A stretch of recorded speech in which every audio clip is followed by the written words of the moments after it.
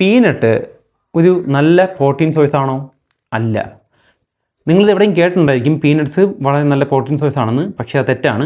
കാരണം ഒരു protein source എടുക്കുമ്പോൾ അത് നല്ലതാണോ മോശമാണോ നമ്മൾ നോക്കുന്നത് അതിൻ്റെ ബയോ അവൈലബിലിറ്റിയും പിന്നെ അതിൽ എസൻഷ്യൽ അമിനോ ആസിഡുകൾ 9 എണ്ണവും ഉണ്ടോ എന്ന് അനുസരിച്ചാണ്.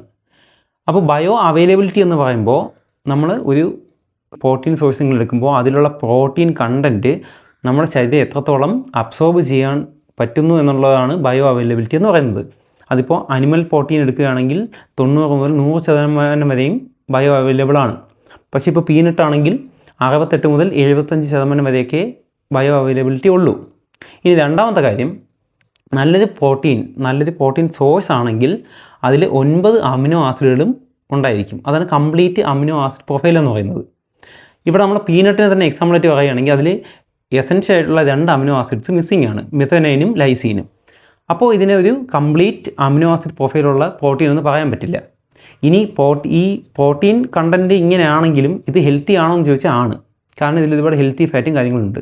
പക്ഷേ നമുക്ക് പ്രോട്ടീൻ ആണ് നിങ്ങളുടെ ഗോളെങ്കിൽ, ആക്ച്വലി പ്രോട്ടീൻ ആയിരിക്കണം നിങ്ങളുടെ ഗോള്, നമ്മളുടെ എല്ലാവരുടെയും ഗോള്. കാരണം ഇന്ത്യയിൽ 90% ആൾക്കാർ പ്രോട്ടീൻ ഡെഫിഷ്യൻ്റ് ആണ്. അപ്പോൾ നിങ്ങൾ നല്ലൊരു പ്രോട്ടീൻ സോഴ്സ് നോക്കുകയാണെങ്കിൽ ഈ പീനട്ട് അല്ലെങ്കിൽ മറ്റ് പ്ലാന്റ് പ്രോട്ടീനുകൾ പോലെ ഇപ്പോൾ പയറൊക്കെ ഒന്ന് മാറ്റിയിട്ട് അനിമൽ പ്രോട്ടീൻ എടുക്കുന്നതായിരിക്കും കുറച്ചുകൂടെ ബെറ്റർ.